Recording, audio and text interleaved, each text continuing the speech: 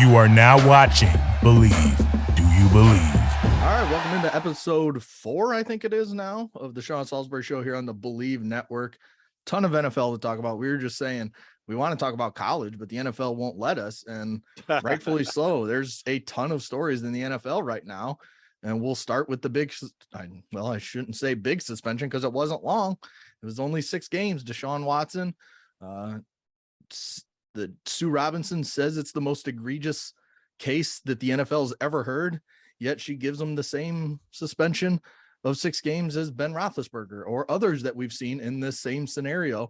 Well, not even same scenario, because he had 24 supposed victims. And it's baffling to me. And we're still waiting to hear if the NFL will appeal. And then it basically goes to Roger Goodell and he can give him any suspension he wants. But then Deshaun Watson's team reserves the right to appeal to courts, and then it becomes a big legal battle. But the NFL themselves can come in and change the suspension. But I was shocked. I was starting to think it was going to be like this, but when you see it, 6 games for everything that he was accused of, it's the word I kept using is gross. It's gross. Yeah, Segs, you make a fantastic point. It's just an awful story from the get-go, right? Yeah. And neither you or I, we've talked about this before, are in the business of and he said, she said, I don't know what went on. I know when somebody asks for an NDA agreement, that it seems odd that you need to go get a massage for that. When you got it, hey, take this. Mm-hmm. You usually do that when you're dealing with money or finances, or said, hey, listen, I want to make sure, or you're going to, Segs, you and I are going to write a movie, right? A movie script that somebody's reviewed. Well, sign this NDA so you don't steal my movie script, right? Right. But for when that brings you to it, but that's neither here nor there. The suspension part of it. Yeah, Segs, I was saying a year all along, and then it shifted. Like the last 2-3 weeks of this, it shifted to people started saying, which tells me, and then tells me that somebody knew something. Now, the only person who's supposed to know anything is the judge, right?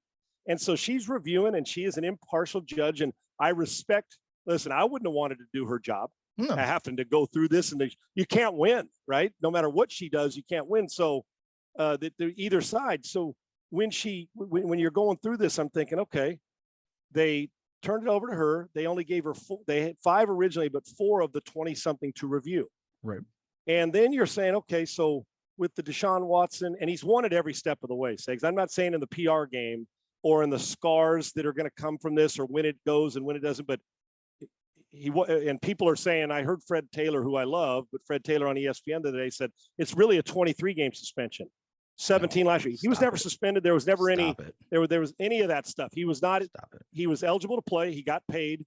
He didn't want to play. The Texans didn't play him. There was no commissioner's exempt list, so he could have played. So that has nothing to do with it. He's not. The only thing is the $300,000 plus he's going to lose this year of the 230. He's won every step of the way. So I'm with you, Segs. But I started to see a change in it's going to be a year or two. Damn. And then this NFLPA comes out a day or so before and says, or 2 days, says, you know what, we're just going to live with the judge's decision and we won't appeal it. Well, I wonder why.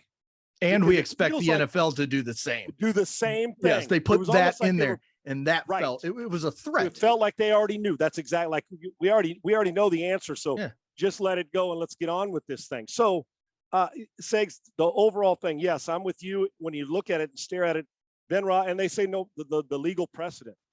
And we haven't had precedent because it's 30 people or 24 or 25 accusers. But Ben Roethlisberger was 6 games. I think it got down to 4 over the accuser.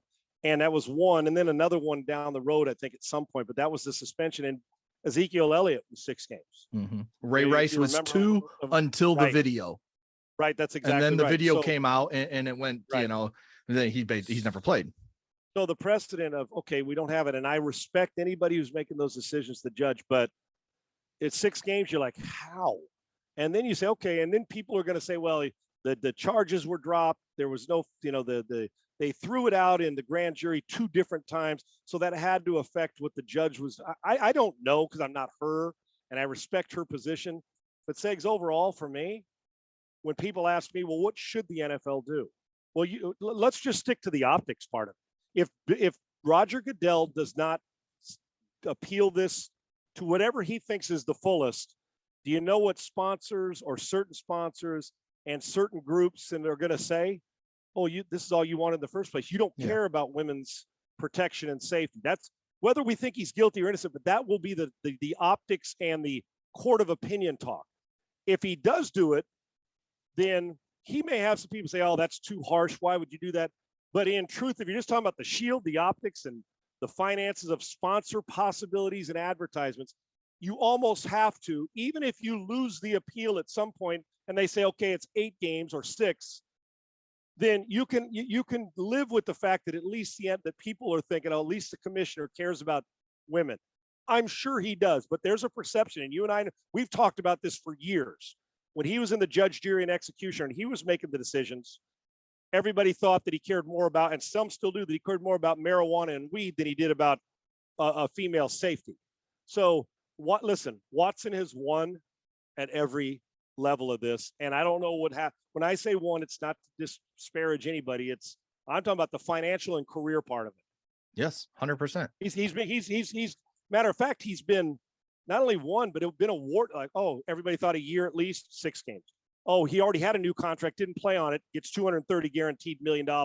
And then, oh yeah, he was suspended. No, he wasn't suspended, and he got paid every step of the way. If he wants to, he ought to pay Rusty Hardin quadruple the money Rusty Hardin's already that he made, because Rusty Hardin, unbelievable attorney. So I don't know what's going to happen, but if you're the NFL sakes, you have to appeal this just for nothing more than the way it looks, I would think. Yeah, Deshaun Watson lost, like you said, just I think it was $345,000 is what he'll lose over the suspension. That's 0.14% of his new contract with the Cleveland Browns. 0.14. That's all he loses in this. That's not even close to a game check. Segs, some guys, and I don't know if he is, I'm just saying, if you and I went out, that's a couple really nice automobiles nowadays. Hell, you buy a decent, it's $100,000 for a 4-wheel drive with big tires. That's 3 nice trucks. 3 nice trucks. That's what it's costing him. Think about that now. That is it. And you brought up something that was perfect. This is the first time that I can remember in this type of situation where Roger Goodell can come out looking, being on top, looking good in a situation. No matter what the result is. Right? Yes, exactly. Right. He comes out because there's reports saying that they were trying to mediate a deal, come together on a deal prior to Sue Robinson's decision. And Deshaun Watson's team was saying 2 to 4 games. That's what they wanted. And the NFL was saying a full year plus almost anywhere from $8 to $10 million fine, which I don't even know if you can fine a player that much, but I guess you can because they were pushing in the for CBA. Yeah. And he didn't get fined a dime other than his salary missed. They have to, like you said, they have to appeal this. And you come out and you say, even if you come out and say 12 games, you double it and you say, we're giving them a $5 million fine. If you're Deshaun Watson, do you want to fight that? I don't know. That's why I think if it's a year, if it's a full season, I think, and say a $5 million fine or more, I think he fights it. But if you leave it under a season, but you hit him hard in the pocketbook, everybody will say, wow, you doubled his suspension. You hit him hard in the pocketbook with $5 million. That's going to be obviously the most ever fine to a player. Right. You really hit him hard. And then it's up to Deshaun Watson's team if they want to appeal to the courts, and then it becomes a big thing. And then you put him on the exempt list. That's right. And you know what's interesting, Segs, about that is that right after the decision, and you think, man, the arrogance of this, you should count your blessings that you got 6 games. That his team came out and said, we're disappointed. We thought it should be no games. It's like, what? Okay. At some point in time, it's just like, man, zip it. Yeah. And dude, you didn't spend a day in jail. You're getting all this money. You got rewarded and you hadn't played a game in over a year. And you're going through whether, like I said, this isn't, I'm not sitting here. Segs, I have zero idea. Now I could probably gather that. I don't know if all of them, I'm not saying it was a money grab for women or that he didn't do anything wrong. I'm not taking either side. I'm just telling you that because when it's a he said, she said, how can I sit back and speculate? You're going to choose sides, I guess, your moral compass or the rest of it. For me, I don't know what went on. I know this, though. when you settle out of court, even though it's not an admission of guilt, there are some who perceive that it is. And all these things, and you're like, I got $230 million. I got 11 million last year. I'm not going to grand jury drops 2 of them. I mean, it drops both. I'm not going to jail. Now it becomes a civil lawsuit. So I get to go play in Cleveland. I got a good roster, and I'm going to start after 6 games. It's almost to the point. It's like, dude, sometimes you just got to leave well enough alone and count your blessings. And yet he's constantly, and I understand if you're battling, maintains that he did, not that he's innocent, that he did nothing wrong, which is innocent feels like times 10, according, right? But Segs, think about it. Let me give you a scenario on why Roger Goodell has to. Let's assume, and I'm just using this as an example, that, and we have so many powerful and rightfully so and brilliant women running companies now. Not enough. You get my point? That's me. If they're a lot smarter than I am. So come on. Yeah. That, let's just say there's a company that has, been one of those out in front of, like a Bruce Arians hiring female, stuff that is pushing forward, minority hirings, gender, let's go. Let's, if you're qualified, you deserve the job. So let's just say one of their sponsors is a $200 million sponsor. And the CEO or upper management, the big bosses or chairman of the board that sits on the board happens to be a female or that is very adamant about fairness, right, or the protection of women. I don't know. I'm just using this as an example, and it could be a male too. It doesn't have to be a female. It could be anybody, but You get my point, right? Because the judge was female, and some thought, well, will that impact this? No, she was impartial and looking at the evidence. And they come to him and say, well, just curious, what are you going to do? Because our company and our shareholders care about these issues. Boom. And what a company's, with their leadership, what they invest in, where some of their donation dollars. I'm just throwing it out there. And they're like, oh, you didn't decide to. Now somebody else will replace. We know how that is. You replace one with, that's a lot of money. If there's 2 or 3 of them, Segs, and ends up being $500 million. And if they say, we just at least appeal to show us you care, what choice does he have? The alternative is for him. It just adds to the narrative that this guy doesn't care. That's what they think. So and it's almost like you have to. In that scenario too, the other thing that you got to think about is if, say, 2 or 3 or one company, whatever, $500 million goes away in marketing and endorsements and all that stuff. That's not only hurting the NFL, it's hurting every single owner because of revenue sharing and all this stuff. Now the money's coming out of every single team's pockets, and they're looking like, what the hell? I mean, we wanted him more suspended, or we wanted fines, or all this stuff. And it permeates down to future possible sponsors that may have the same ideals or moral compass of that company that said, nah, you didn't even have to win to win the appeal. We just need to know that you care.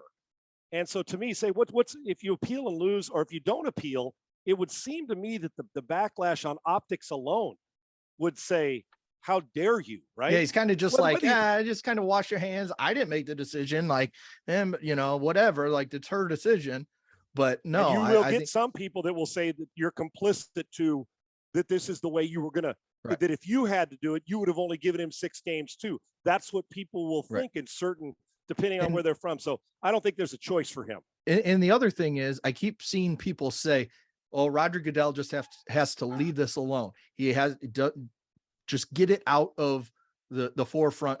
This is in this time frame that we live in right now, in this world we live in, nothing goes away, because in 6 weeks, if it's just 6 games, when he comes back, it's going to be the biggest story again. So nothing's going, it's going to be talked about for years. But why we're talking about an impactful superstar quarterback, and an issue that has women involved, and it's just a serious thing, and serious accusations for both sides. So I'm saying, when people say, just let it go away, my first thought is, well, those are people that just want the quarterback to go play, right? I mean, they want him on the field playing.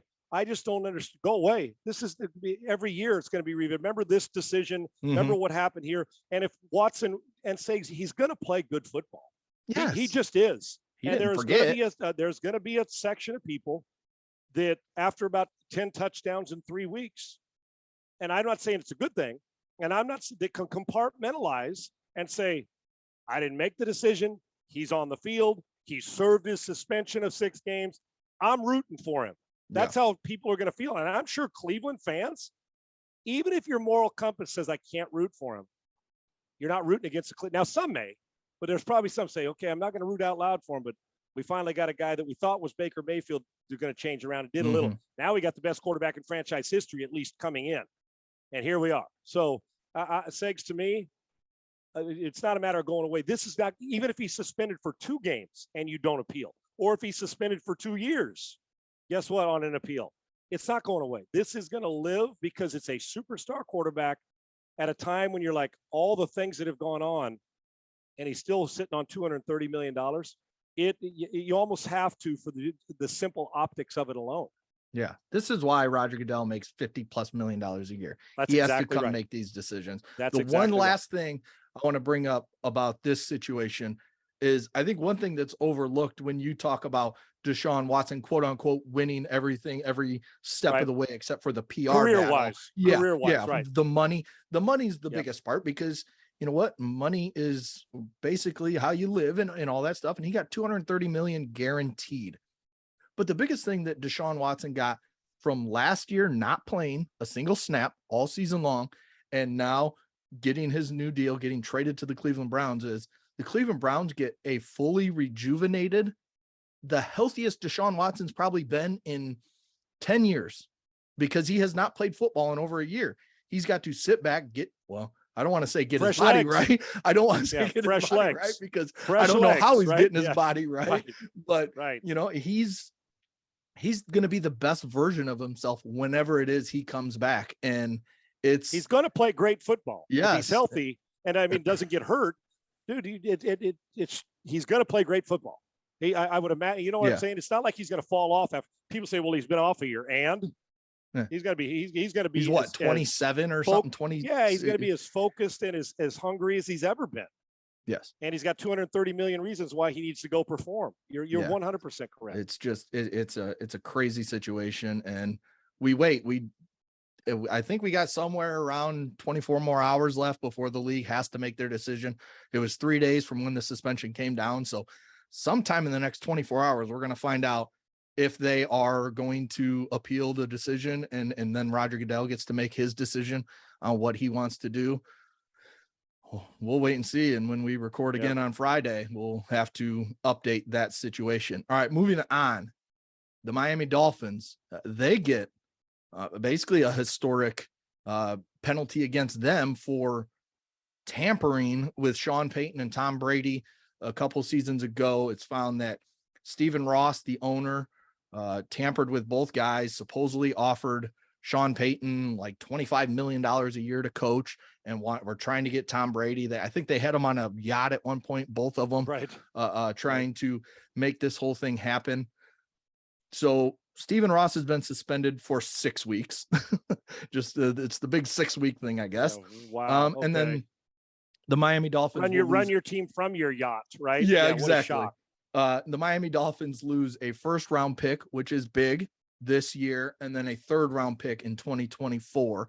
The good thing, I guess, for the Dolphins is they made a trade last year that got them a 1st-round pick this year from the San Francisco 49ers. So no matter what, the Dolphins at least have a 1st-round pick. But losing a 2nd one is a big deal. Just your overall thoughts on the whole situation. We see the NBA is all talk about tampering. Now the New York Knicks are being investigated for tampering with Jalen Brunson. And normally that's just a 2nd-round pick is the penalty, which a 2nd-round pick in the NBA is like a 7th-round pick in the NFL. Right. So do you feel, and they tried to dump it right in the middle of the MLB trade deadline where, you know, hoping nobody's paying attention. And it just comes off looking like, okay, Stephen Ross is getting 6 games, plus they're losing draft picks. Deshaun Watson just got 6 games. He matters 1,000 times more on the field than Stephen Ross, because all Stephen Ross does is pay players. That's it. Yeah, we're not. So what are your thoughts on Stephen this Ross? whole? Yeah, exactly. It's this eggs. My initial thought was about Miami is Tua just, for the most part, said, man, I got great job security again. because if they not, because the thought was if he doesn't play really good this year, that maybe we'll go get one of those guys now with that other draft pick. And we forget that it was what, the Tyreek Hill trade? Is that what it was, Segs? Was it somebody else? The first round they made so many moves. They got the San Francisco. I can't remember where it right. So, but it'll be low more than likely, right? So you're out of you're more than likely out of the top 5 QB group, right? Right. And if let's say Tua went out and urinated down his leg, what are you going to do, Segs? It's almost like this is like Tua's like, well, I didn't want to give up the first round draft pick, but man, now I don't have to be the MVP of the league, but I could play good. And I'm rooting for the kid. I'm being a bit facetious, but you get my point. Reportedly, he's played well. We've seen some highlights, some video. We know he's accurate of him dropping, and he's finally healthy. Tyreek, Yep. I'm rooting for the kid, but it's always like, well, it's not going to be the 5th pick of the draft, so I'm okay with this, Steven. Just don't do it again when I'm at the best. And they got him players, so that's one. You know what, Segs? It tells you that they hold the ownership to the higher standards. But here's one little thing that Lamont, our guy on Twitter, Lamont brought up he called in the show this morning, and he said, well, what would have happened if Deshaun would have been traded to Miami? And all this goes on, and you're like, if you're the Texans, what happens? And I said, well, here's what I assume happens is that it's the Miami. I think the words, it's not a first round pick, it's your first round pick. Right. So meaning if they would have lost that first round pick, that they lose it. But the question is, does it automatically still get rewarded to the Texans if Deshaun would have been Miami, like all that talk of him? I'm guessing they would have just pushed it to like 2024. That's what I said. Their next first round pick. Right. I would have said the next first round pick you get, you're giving back to me in the NFL. That we're not punishing the Texans or whoever that would have been that traded at the time. At that time, the Deshaun Watson to Miami talk was real. What comes to my mind, Segs, is first off, you and I both know in every sport, if you really wanted to catch everybody for tampering, it'd be rampant. Oh, yes. That's what in every sport and people say, well, they're talking to the agent. Of course they are. It's still tampering when you're under contract, but everybody does it in every sport. That's why at 12:01, somebody signs a $150 million contract. What do you think? They negotiated in 30 seconds? Yeah. Stop it. All right. So with this, you know what I found interesting though, Segs, and we've had Sean Payton on our show when you were with love him, and Brady had nothing to do with love. But don't you find it interesting that in the Brady case, it was like a 3-year romance, right? Yeah. You think, look at the time frame. And obviously Sean Payton, you're trying to get him before the Dallas Cowboys decide a year or two that we want him back, and he leaves broadcasting and goes and makes 10, 12 million bucks a year, right? And he's a hell of a coach. So my thing is, I didn't realize, is tampering just a one-way street? So if I'm Brady and you call me and I keep entertaining, show up at your yacht, I'm under contract, but I'm talking sports with you, you're the only one, and I don't get punished for it. Hell, call all you want. Yeah. You know what? You get my point. So where does it come in? And they said Brady will not be punished. So at some point in time, do you say, no, I can't talk to you, buddy. You're going to have to wait, Mr. Ross. I'll see you when I'm a free agent. Yeah. But when you're under, so the person who's taking or entertain, it's not like it was a 30-minute tamper. Apparently the timeline says it was like over 3 years. So I'm just laughing. I'm thinking, well, okay, so the Miami Dolphins are right. Stephen Ross makes a lot of dumbass decisions. Let's face facts. He face facts. But the other side of it is you're like, well, wait a minute. You're tampering and you keep engaging, whether it's taking calls, telling your agent, having dinner, show up on a yacht. My question is, does the player not bear any, or the coach bear any responsibility in this? Or does it just fall on one team because the person who initiated it is the person? If you, at some point in time, if you're married and somebody keeps coming at you and say, listen, can you go out? No, I'm married. I don't go. Eventually you say, I got to cut you off. Quit contacting me. I'm married. I'm not doing this. Okay, I'm leaving. I'll move on. But in this case, it's like, listen, I'm married to the New England Patriots. I can't talk to you because the punishment from the NFL is going to get me. Yet, if you're the one who sent the message, as Stephen Ross, or however you initiated the contact, does that mean the person who just keeps talking that gets no punishment at all? I don't know. And I don't know how often they talk, whether it's the agent or Sean Payton or Tom Brady. I just find it odd that it's a one-way street when it comes to tampering.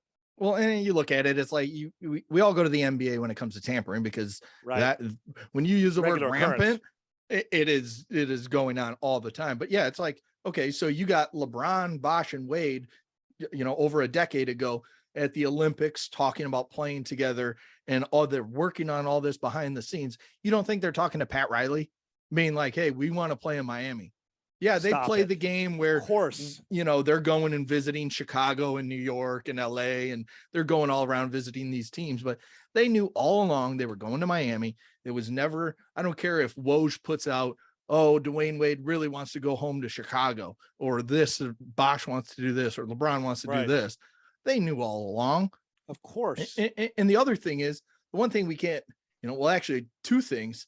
First of all, Stephen Ross gets hit this hard for tampering, but let's also be real. It's the stuff that Brian Flores put out about him wanting to lose, telling Brian Flores to lose, play Josh Rosen so we can see what we got. And you know what? Roundabout way to punish him. Yeah. Every fan out there talks like this. And then when it's put out there, everybody's like, oh, how do you do that as an owner? How do you do that?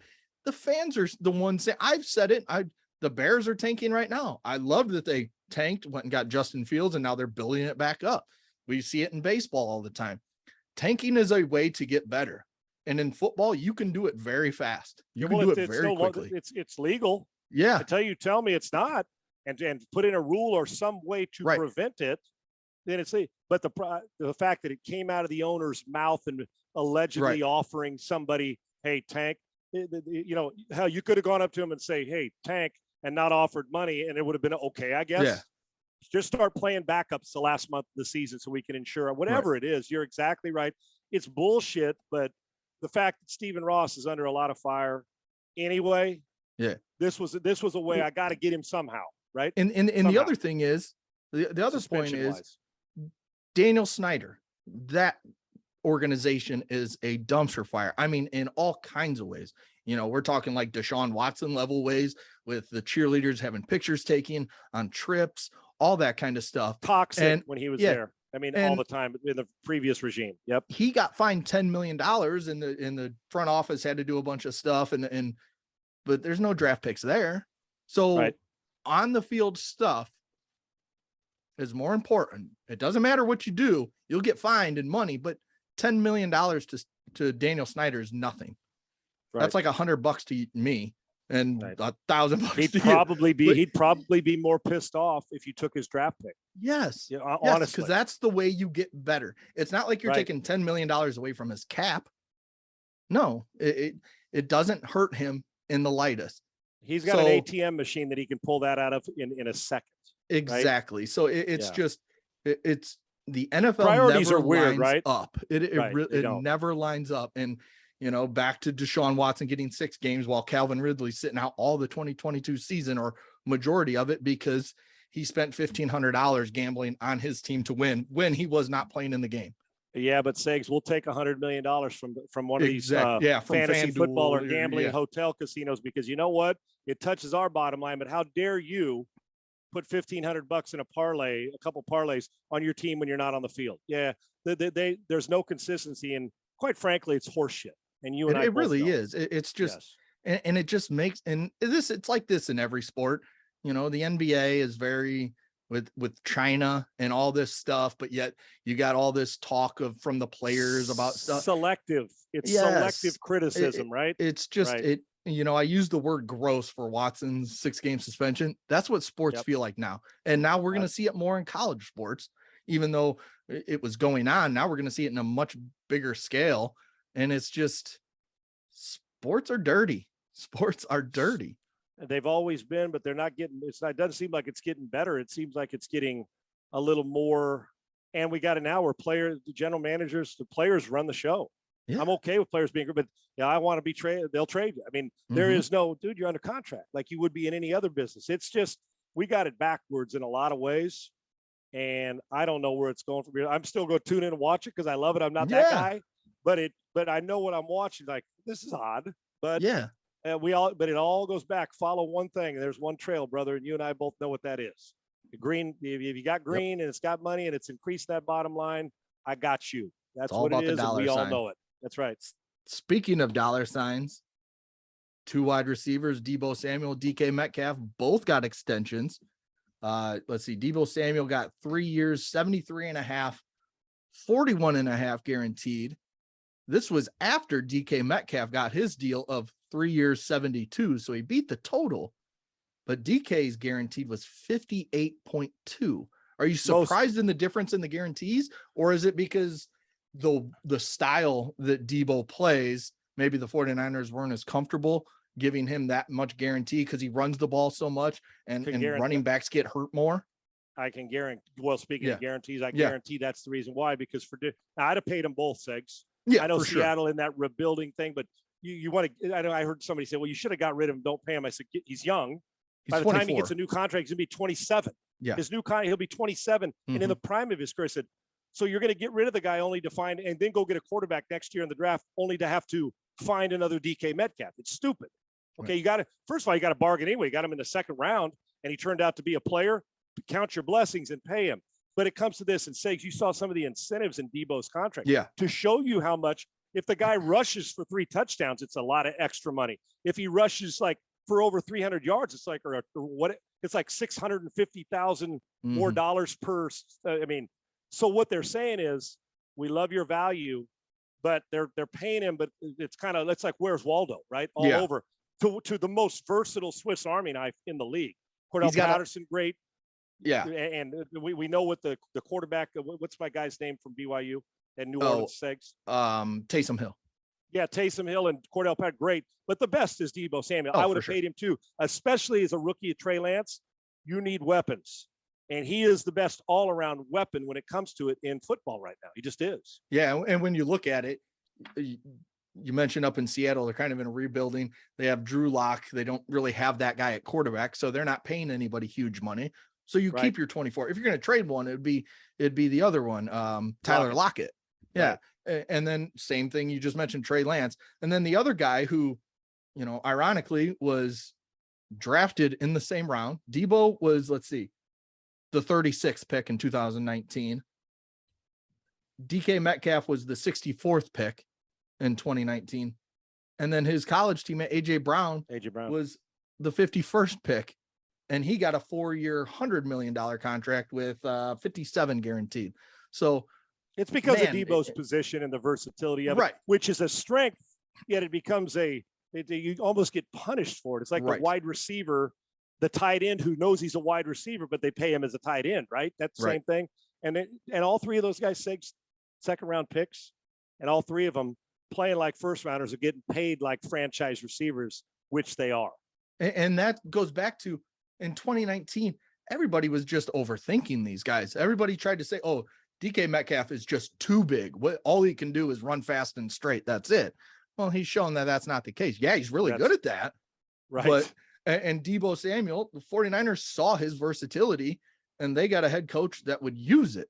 We don't see a lot of head coaches use these guys like this. Afraid to. They're afraid to. Exactly. Right. Sean Payton is one that will move guys around and do different things. Well, Kyle Shanahan is that same type of guy. But if you just look at it from the standpoint of these three guys, if you could pick one, you're running your style of system, whatever system you want, what's the one guy you're picking? I love the versatility. And I'm thinking about now and like 5 years from now. Right. So body type, just everything about the explosiveness of DK Metcalf.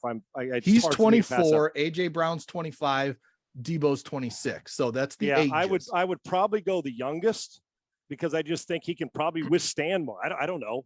Now, if Kyle Shanahan was my coordinator or I was his coordinator, I'd say, let's go get that cat, because he takes a field and makes it even wider and longer. Right. And game planning would be miserable against him. And saying that, as just a pure, true wide receiver, that looks, AJ Brown may be as good. I mean, he may be the guy you'd start. Look what he's done, and hopefully Jalen Hurts is like, this is going to elevate my career. Segs, if you gave me the third one, I'm still going to win. Oh yeah. But I probably think that if you think about like a Metcalf with Mahomes or Josh Allen, I think his production would continue to go through the roof. I'd probably take him first, but it would be close. But for versatility and making it miserable on defensive coordinators, Deebo would be, I'd be hard pressed. But at that position, Segs, that 2 years of health from 24 to 26 matters. And and I don't think we've seen all three of them play their best football yet. I honestly believe that. Yeah. And the other thing is, you just look at it. I was so sick of seeing big time wide receivers get traded. I'm glad that Deebo and Metcalf are staying with their team as much as I wanted like the Bears to go trade for one of those guys because I want my team to be better. I'm sick of these guys like whining their way out of different places. Yeah, and they didn't force their way out. And even if they wanted out, the GM said, no. We need you here. Like, yes. And neither guy was very loud about it. You know, they went about, I'm talking about and they did it the right way. And I don't mind a talker if you want to say you want out, but the fact that they said, no, we want you win here by trading you. Yes. Right. So we're going to keep you. And I think both of them win, and it will pay off a little more for San Francisco this year than Seattle, simply because Seattle's roster is not near as good as San Francisco's right now. Yeah, it's going to, we're almost, if we got football tomorrow night, your Raiders versus, I think, the Jags in the Hall of Fame game. Yeah, football tomorrow night will be on your TV. And if I was a coach, you'd see my starters for about 8 seconds in the preseason game. Okay. Yep. I wouldn't, exactly. But in the Hall of Fame game, they got to showcase a little bit. But the Raiders, the division scares me, but I think that they got a chance to be pretty good. And Carr will, as the 4th quarterback in the division, supposedly, I think he's going to put up some numbers. He's got some. Put it this way, he got some weapons to throw to. I can guarantee you that. Yeah, it'll be a fun football season. We're going to talk a lot more college football. We'll be recording again on Friday, so that'll come out sometime on Friday, and that'll do it for episode 4. I can't wait till we're actually talking about. Yeah, I think it's 4 X's and O's when we're actually talking about on the field stuff. Yeah, right. As opposed to off the field and mixing college. It's coming fast, brother, and I look forward to Friday. I can't wait. All right, we'll talk to you again next week. All right, see you.